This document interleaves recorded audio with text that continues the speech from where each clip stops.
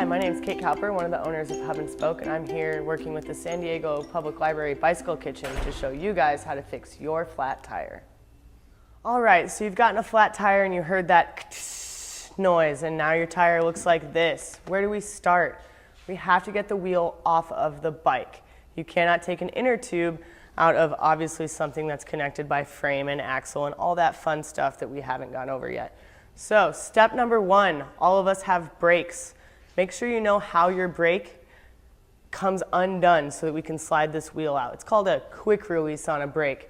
This brake, I'm going to hold these two arms together and pull this tab. Now notice, this is now free. Both of my arms are wide and open. That's the brake. And when we go to put this back on, don't forget that you got to put that back together. Otherwise, you're not going to stop. The other thing is look at this. The chain is probably in some crazy spot on your bike because you were going uphill or downhill. We always want in a flat to bring that chain all the way to that smallest rear cog. So shift your bike down. If you're on the road and you have a flat, pick it up by the saddle, shift it down. It makes it way easier to put the wheel back on. Open your quick release, and it's just going to slide out. Important, take the chain off, don't rip it around, don't do anything like that. Cool, so when you think about doing a flat, and especially on the road or even your own home, there are some tools that you are going to need. Please don't bust out a screwdriver or a butter knife to remove your tire from the rim. What we use are the Pedro's tire levers. I always carry two. You will break them at some point. They're just made of plastic, and what these do is they help us pry that tire off the rim without marring our metal rim. These are plastic. Plastic is soft, metal is hard. We're not going to damage anything. I'm the rider that carries a full tube because I know that I don't want to have to do this again. So make sure you find a tube, carry it with you, make sure it's the right size, and just keep it on you, especially if you're an everyday rider or a weekend warrior. If you really want to be the master of the flats on the road, either carry tweezers or a scribe. I don't know where you are while you're watching this video, but here in Southern California we have thorns, and thorns are really hard to get out of tires when you don't have fingernails like a mechanic like this. So just eyebrow tweezers or a scribe and you'll be good.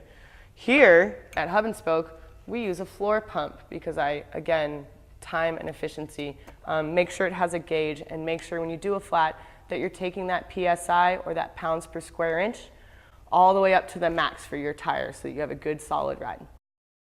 Notice that we have a valve. It's on every rim unless you're running tubeless, and at this point this video is no longer helping you.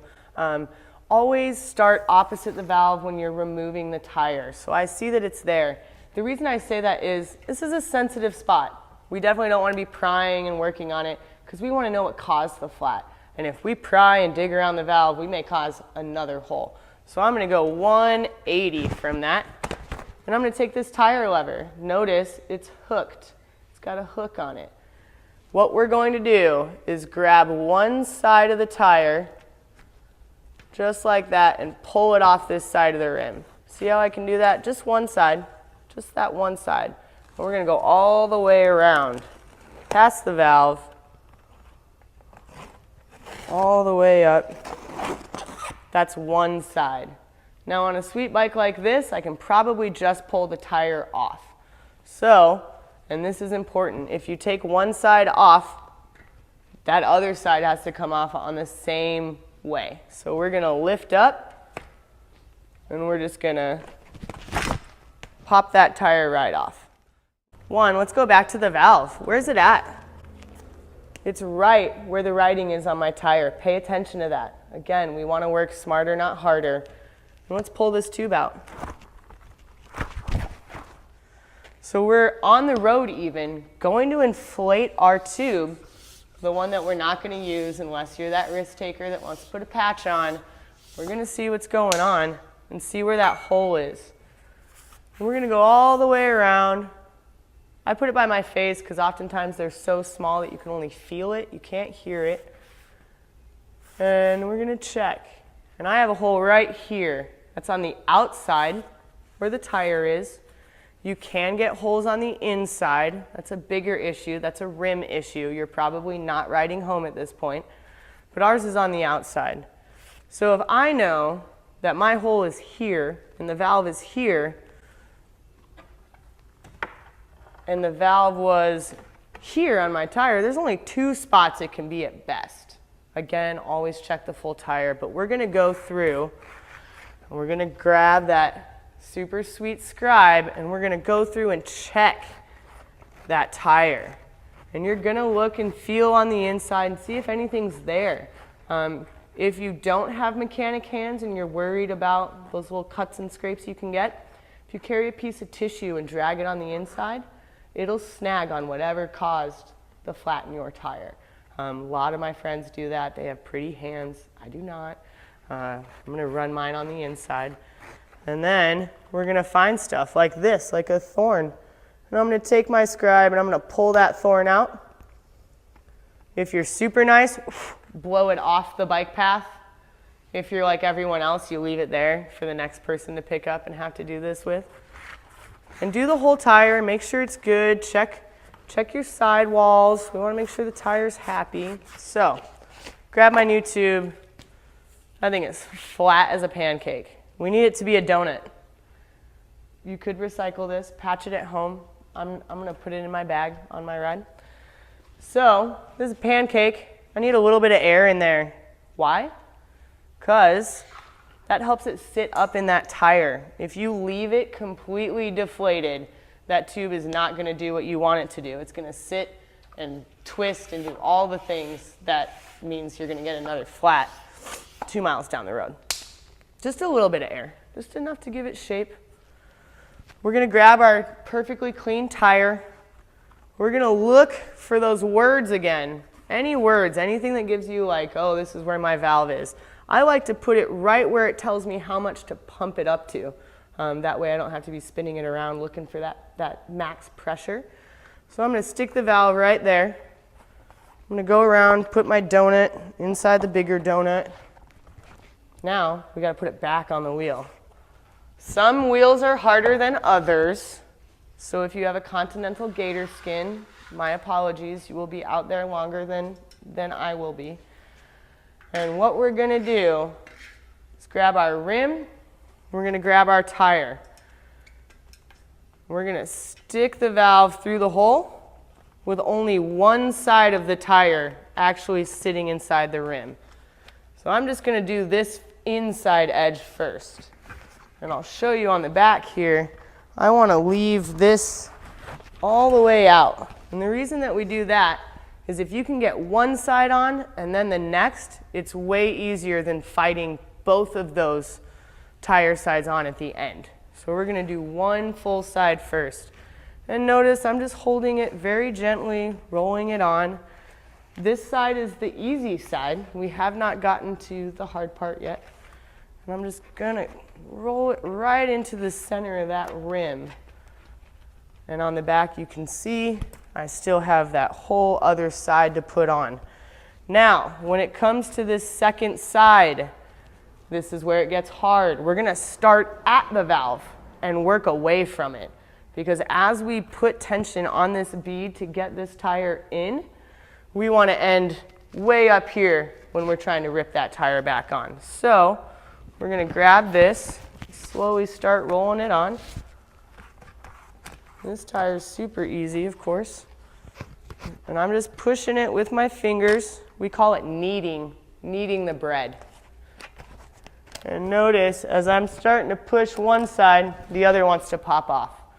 So what we have to do is hold one side and roll kind of both at the same time, working our way to opposite that valve. And then you heard it, that pop, we're on. And now, go back to your valve, make sure it's pulled all the way down, we're straight, everything's on. We're going to grab the pump, and we're going to put just a little bit of air in here, just enough to seat that tire.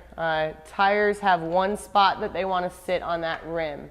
If you don't have it seated, it can blow off the rim, or you can have this big divot every single time you ride.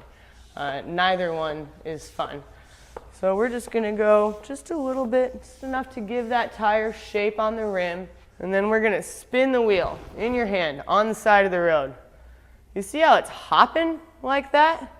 And what we're looking at is right here. It's going up and down on that rim. I have to fix that now. If I go up to max pressure and leave it, that tire will come off the rim. So hold it on your stomach and just kind of settle everything in. Just evening out that tire right there, both sides.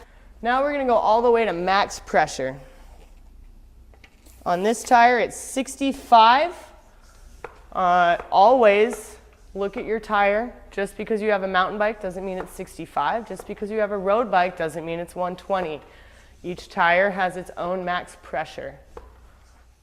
Awesome, so we got our new tube in and we're up to max pressure, and now it's about getting that wheel back on the bike. And I know that most of us are like, oh my gosh, there's a derailleur. We have all this stuff going on. There's chains just dangling. Don't worry about it. We've made it super simple. Remember, we said put it on that lowest cog, or that highest, or that smallest cog, highest gear. And what we're gonna do is let this bottom chain dangle and slide your wheel in between the two. Look, it's just sitting in between. Take your finger and guide that top chain onto that smallest cog, and then just pull it down, and you should be able to slide right into your dropouts with your chain exactly where it needs to be. And what we're looking at is that smallest cog. Now we know there's no shifts that are going to happen, nothing crazy, and the derailleur is exactly where it needs to be. After that, close that quick release, put all your weight on it, we're good. Make sure the wheel spins, pedal your bike. There's no noise, we're not shifting, everything's happy. We have one step left. All right guys, when we do our flat tires, we want to make sure that we know where our brake quick release is and how to work it. On this bike, what we're looking at is two arms. What you're going to do is hold it closed and pull this nub out of the one arm. That's how we're going to undo our brakes so that we can slide the tire out. When you finish your flat, and this is the most important part of the flat, make sure that you put this little nub back in its holster so that your brake is connected again. If you forget that, you will not have brakes after you put your flat tire back together. I hope after watching this video, you guys never get stuck on the road. Pass it along. Let's all make sure that we have our tire pressure up and that we can help another rider out. Enjoy the ride.